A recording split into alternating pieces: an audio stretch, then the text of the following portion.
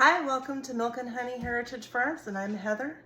And today we are going to can together, pressure can, some beef. So I'll be taking you through the process of washing the jars and as many steps as I can remember to hopefully help and inspire you to do some canning yourself and give it a try. So let's get started. Thank you for joining me. Okay, so in my sink I have here a bowl of hot water, warm water, at least so you can put your hand in it and you don't burn yourself. I have all my canning rings and my brand new, because every time you can something, you want to use new lids, okay? So I'm going to wash those in soap just to get any dust or particles or anything that came from the store. And so here I have some quart jars. They are wide mouth, and that's what I'm going to be using today to can my meat. And I'm just going to give them a wash. Like I said, there could be dust or whatnot. And so when you are washing your jars, whether they're brand new or if they've been used before, you're going to want to run your fingers around the edge of it to make sure that there's no nicks, okay? Because it's important, because your jar could crack or explode or not do a proper seal on your food that you've worked hard. So I'm going to use warm water and rinse really well my jar.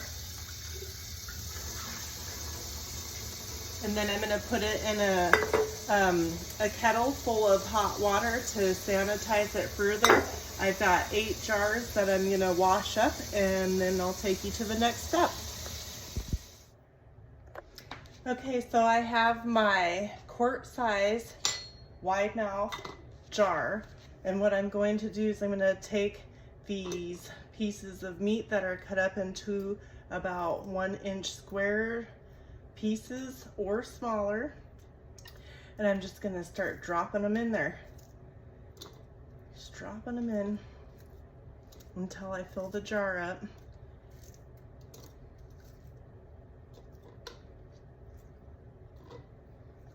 My jar, I showed you just before where we washed it in warm soapy water, and you want to push this meat down. Warm soapy water, rinse well, and then put it in, some people put their jars in the oven to sterilize them, and I put mine in hot boiling water and let them sit in hot boiling water until I'm ready to put my product in to be canned. So what I'm going to do here is get this all squished in here, not too tight. You don't want to jam it in there too hard, right?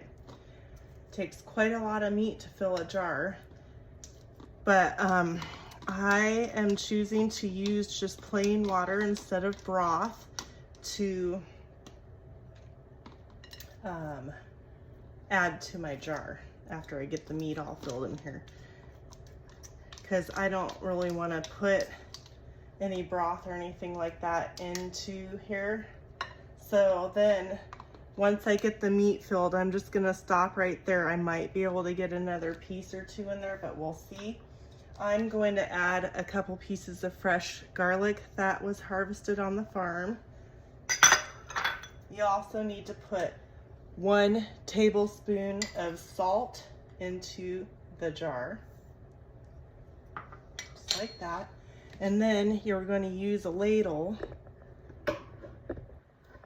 Let's see, I gotta move you over just a little bit. Yeah, it's working.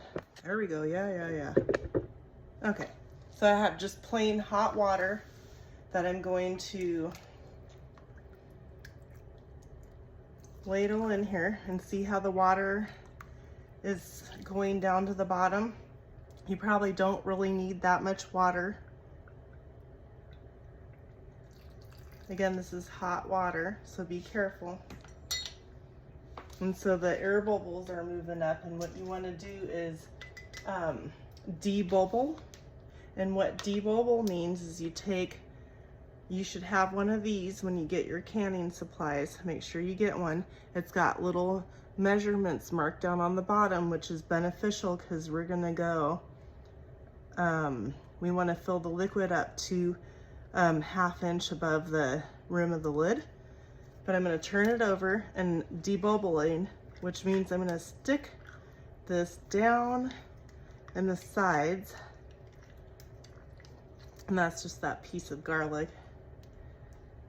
I'm keeping this meat as simple as I can so I have a variety of meals that I can make with it.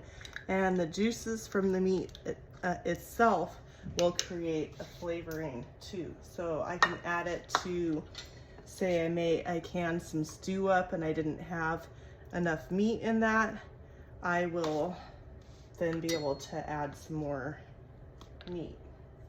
Okay. Let's debobble it one more time. Make sure you get in the center. Sometimes the bubbles are sneaky.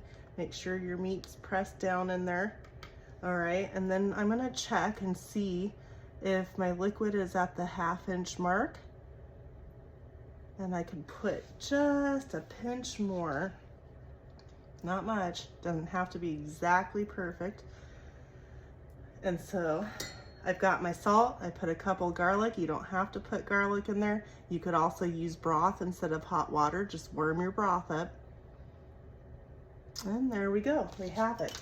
So then the next step is you're gonna take a napkin or a clean dish towel and dip it into a bowl of vinegar.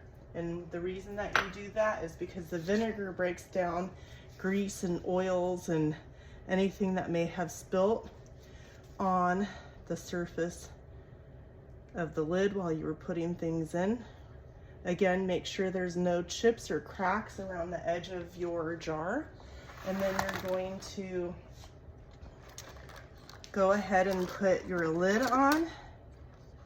And you're gonna make sure that these are brand new. After you open your jar, you can use it for dry goods if you clean that, but don't use it for recanning new product in the canner or pressure canner. So when you put the lid on, you're gonna go finger tight. You don't crank on it, and that's it. And then you're gonna put it in your pressure canner, and then I'll take you along on that step, and I'll get the rest of my jars filled, and I'll see you soon. All right, I have got the jars of raw packed meat. You can also do cooked, but I did raw.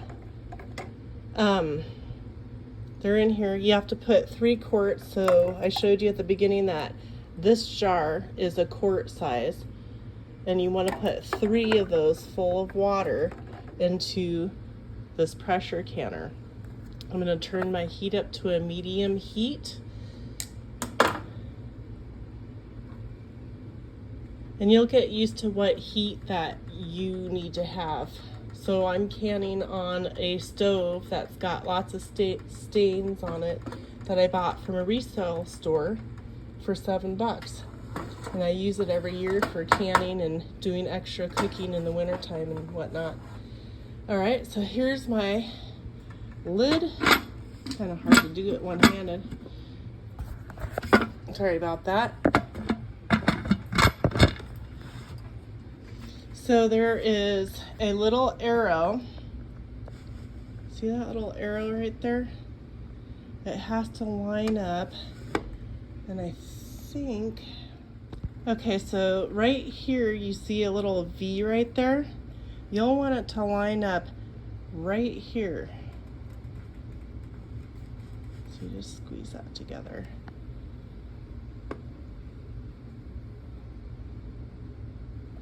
And then, so what happens, I need to take that off. So what happens is you'll start getting a little of steam, and then you'll put your weight on, and your weight is according to what elevation you have. There's also this little extra pressure button that'll pop up and start splattering a little bit of water out of it. But don't worry about it, and I will show you what that looks like.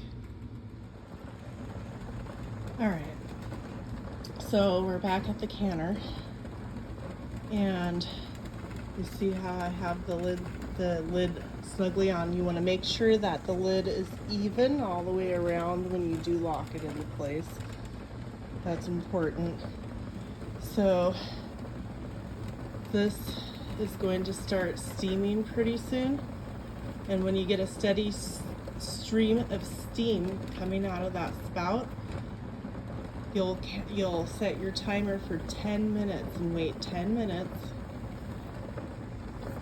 and eventually this little doodad is going to pop up. That's a secret valve, an emergency valve. And then once this is steaming for 10 minutes, I'm going to put a weighted gauge on. Now I need 10 pounds for my elevation. I recommend that you get a ball canning book just so that you can reference back to whatever you're canning. And I will show you when it starts steaming. You hear it boil, bubbling. It's building up pressure inside the canner. And sometimes you can see little spurts of water pop out of the little valve there, which is totally perfectly fine. And little bits of water coming out.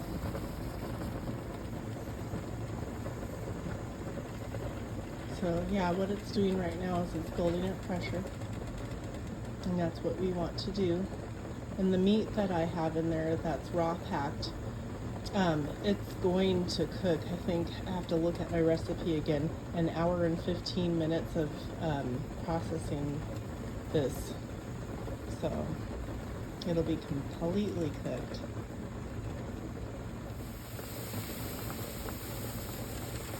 The valve, once that little valve right there pops up, then the steam will start coming out. And once the steam starts coming out steadily, then you're going to time it for 10 minutes, that right there. And then you're going to put your weighted gauge on there.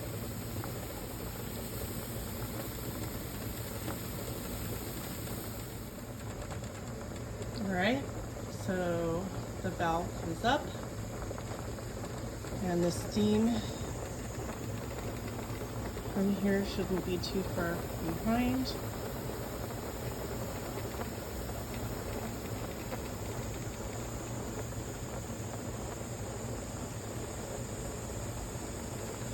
So that's just kind of how it works when it's building up pressure inside. This will come up, and then the steam will come out of there.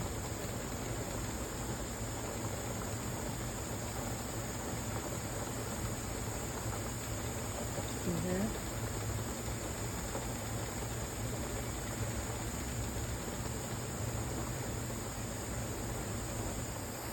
Okay, so there's steam coming out of here.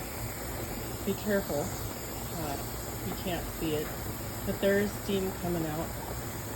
And I'm going to put a weighted gauge, and for my elevation, it's 10 pounds, so I've got a little piece right here. And that's what you do. And then pretty soon, this is going to start rocking back and forth. And you don't want it to go too fast. That's too fast, so you need to turn your heat down just a pinch. So once the valve right here gets up to 10 psi, and that's again for my elevation, you don't want it to drop below or under 10 psi, because then you have to start timing how long you have to process your items in the canner for. So once it hits here, you don't want it to go below. You want it to stay right there, 10 to 12, right in here. So if you do have to turn your heat down, do it in very small increments. But so now all I have to do is wait for the pressure to complete and get up to the 10 psi, and then this will start dancing. And then I can start my timer for the whole processing time of the product that I have inside the canner, which is beef. See how the PSI is starting to rise?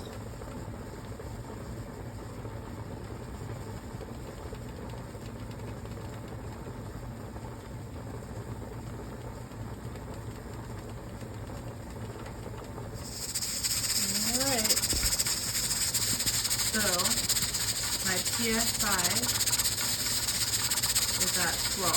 It needs to not go under 10 for my elevation.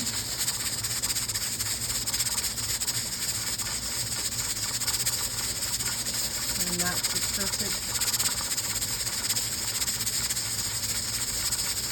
dancing rhythm, swaying of that.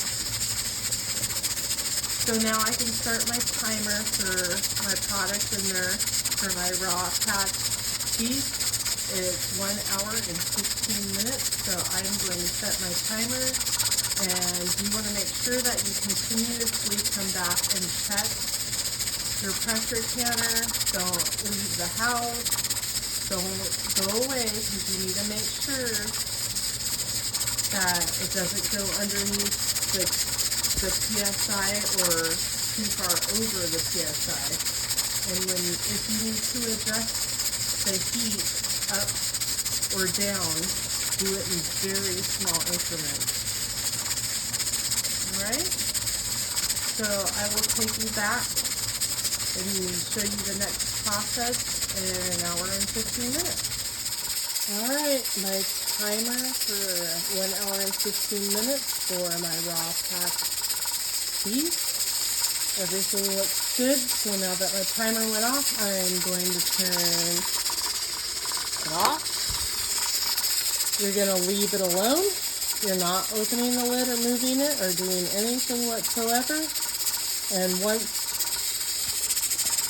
this little valve goes down, that stops rocking, and the PSI gauge goes all the way to 0, then we can open the lid backwards, and I'll show you how that works.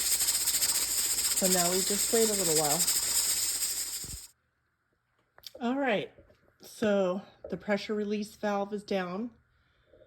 We're not rattling over here.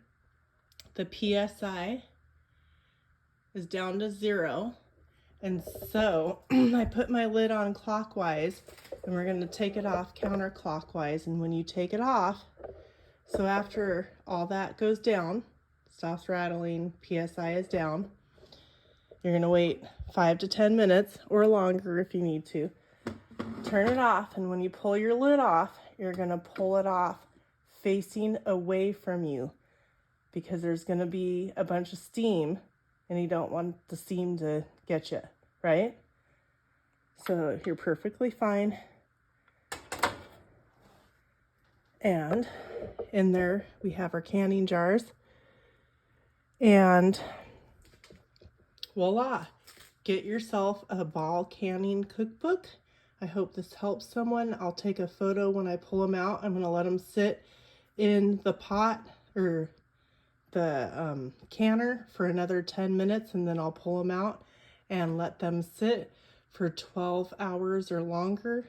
And then I'm going to remove the rings after that period of time, because you don't want to leave the rings on, because condensation or moisture can build up underneath and cause them to rust or create a false seal.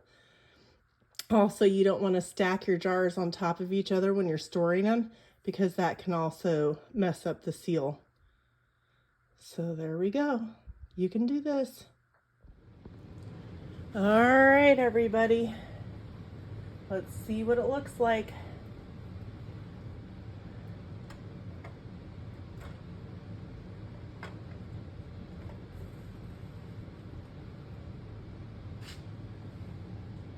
Bam. See that? Can you guys see that? So you don't want to tip the jar when you pull it out. Want to set it down with probably like a towel or something underneath to protect your counter, because it's super hot. So you're going to wait 12 hours or longer. I've been doing some canning. And you're not going to tip it when you pull it out. If it's got water on it, it'll evaporate, or you can dry it after the 12 hours you wait. That makes sure that it'll seal. Then I will clean the outside of the jars, take the ring off so that we don't get any rust. And there we have it. Now I have to pull the rest of the meat out. See? And so I can add this to rice or a stew that I've canned or tomato sauce to it. You can just eat it itself, pasta, anything, right? What else do I have to say? I'm trying to remember what else. I hope I covered everything. Oh, when you put your jars in here before you start, whatever you put in the jar, if it's cold, the water in your kettle needs to be cold. So what's in your jar needs to be the same, close to exactly the same temperature as the water that's in your canner, your pressure canner, or your water bath canner. Because if you don't, you risk the chance of your jars cracking or siphoning. And what siphoning means is, I don't want to touch these jars because they're super hot.